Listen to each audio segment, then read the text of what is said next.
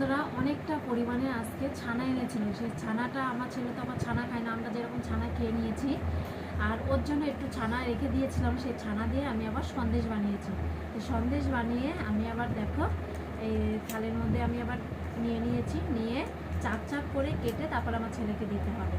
তা আমি এখন নিমকির মতন কেটে নেবো, বেশ কেটে আমার ছেলেকে দেবো। অল্প চিনি দিয়ে বেশ করেছি ছানা সন্দেশটা। এটা হয়ে গেছে এখন কালাকাত সন্দেশ। এরকম পিস পিস করে বেশ উঠে আসছে।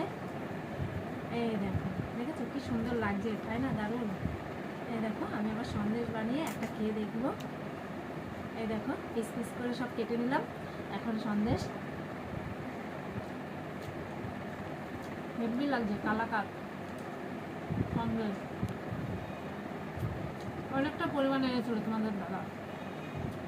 ছানা তো আমরা খেয়ে নিয়েছি, আর আমার ছেলে আবার ছানা খেতে চায় না, ওর জন্যই সন্দেশটা বানানো। আমার ছেলে খাবে। কেমন হয়েছে অবশ্যই কমেন্টে জানিও। দেখো, চলো টাটা।